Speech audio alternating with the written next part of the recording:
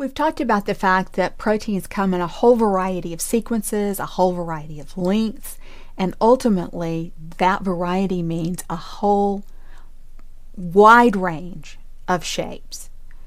And that's important because proteins have to fold in order to be active.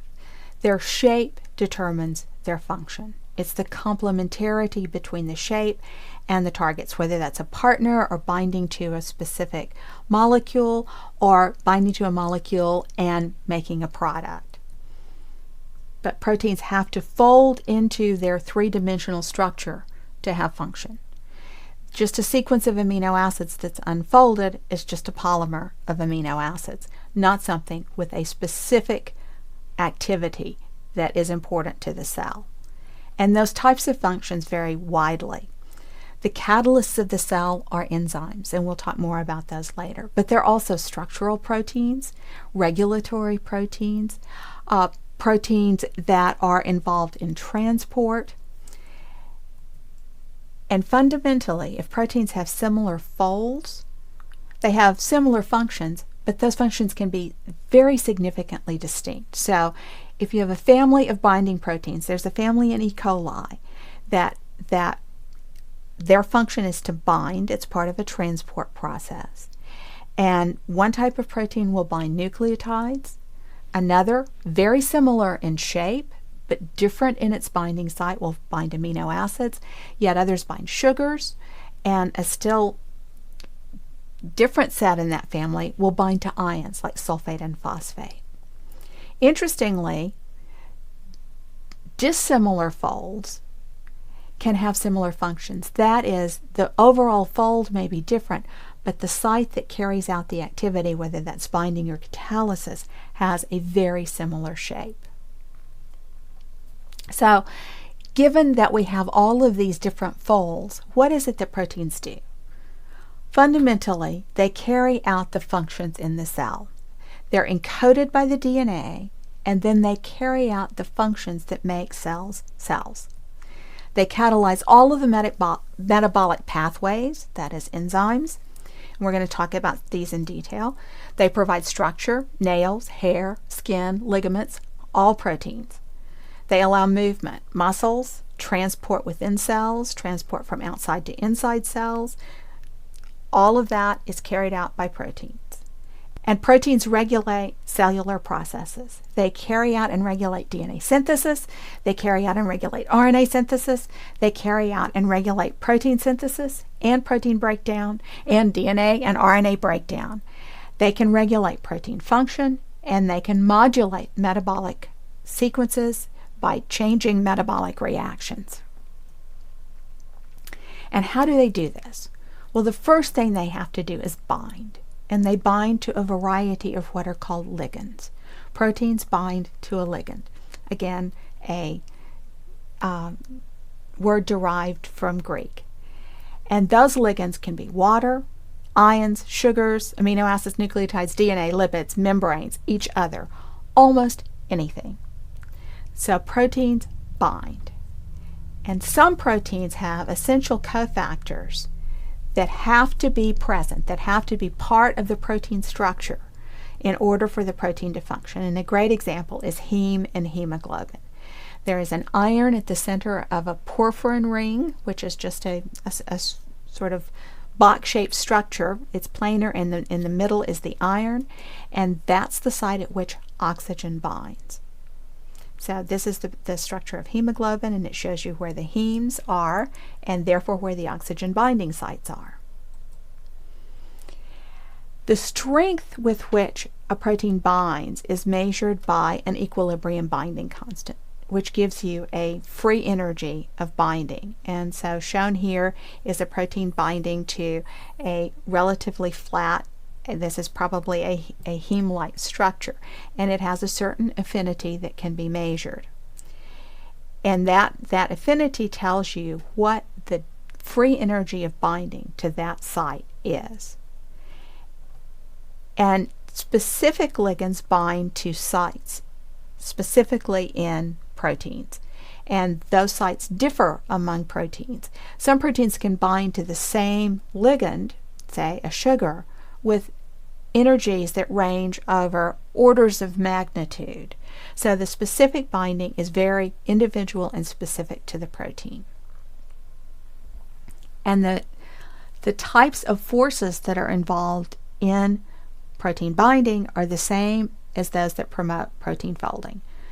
That is, they are hydrogen bonds, ionic interactions, hydrophobic forces, and van der Waals contacts. And shown here is a specific peptide binding to a site in a protein, because proteins actually bind to each other, and they also bind to peptides, which can be regulatory. And protein folding arranges the specific amino acids in the protein to make the specific contacts that are necessary for the binding process. If you look at the aqua balls in this figure, they depict where water is found. Water pervades the structure of proteins. There are some regions that are highly hydrophobic where water is excluded, but remember the backbone is very polar. You have NH groups and C double bond O groups, the carbonyl groups, and so water is able to interact pretty much throughout the structure of a protein.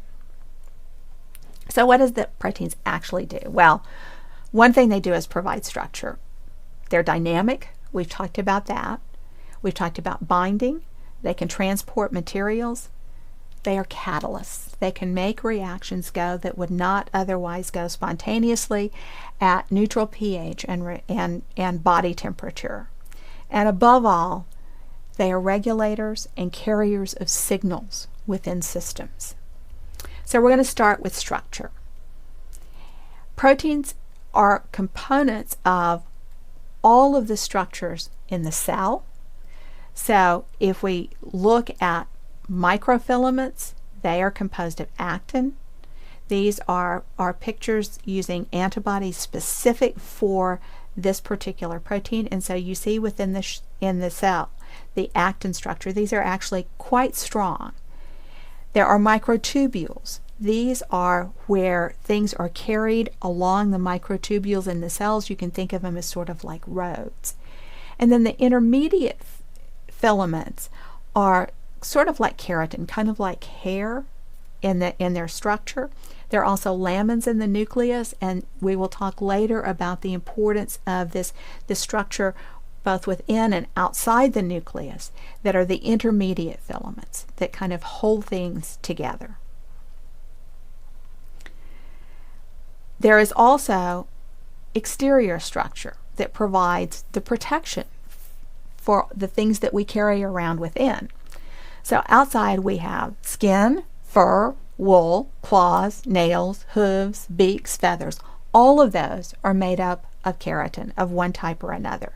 And I thought this was a particularly interesting example of how keratin can be managed. Collagens are the connective ligaments. They help hold our bones in place. They are part of tendons. They support the skin. If you look at the skin's dry mass, they comprise 80% of the skin's dry mass. And they provide structure. On the other hand, there are other types of exterior structure like silk, where there are fibers that are produced by the silkworm or by spiders that are of amazing strength and resilience. And you can stretch them, you can weave them. We make silk clothing out of these fibers. Interior structure is also important. We've talked about the collagen that's found in connective tissues. It's found in the cornea, among other places, as well as in the skin. Dr. Hartgerink in the chemistry department works on collagen and making derivatives of collagen that have interesting properties. It is composed as a triple helix, which gives it a lot of stability. These helices are interwound with one another. And there's a YouTube that you can watch that shows the structure of collagen. Elastin, on the other hand, stretches. It's elastic, not surprisingly, given its name.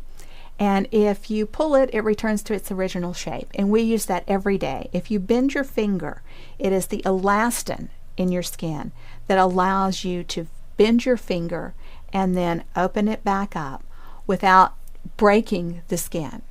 If it were just collagen and you did that, at a certain point it would break. You can take a part of your skin and pull it out and distort it, and it will go back to its original shape.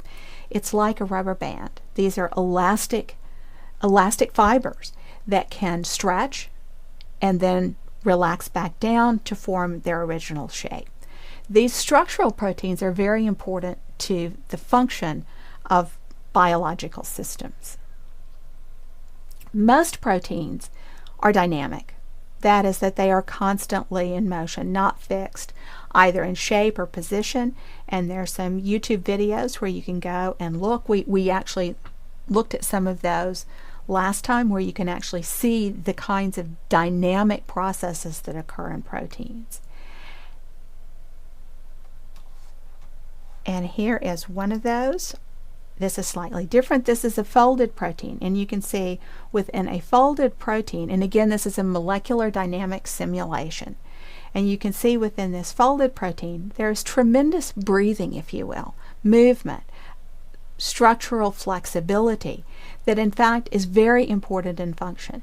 If you fix the protein structure, it is no longer able to do the sort of opening and closing and movement that's important to function. So if you confine a protein's movements and limit those, what impact would you expect to see on its function? And what could you do about that? And if you confined only one portion of the molecule, would that have the same impact as confining the entire molecule?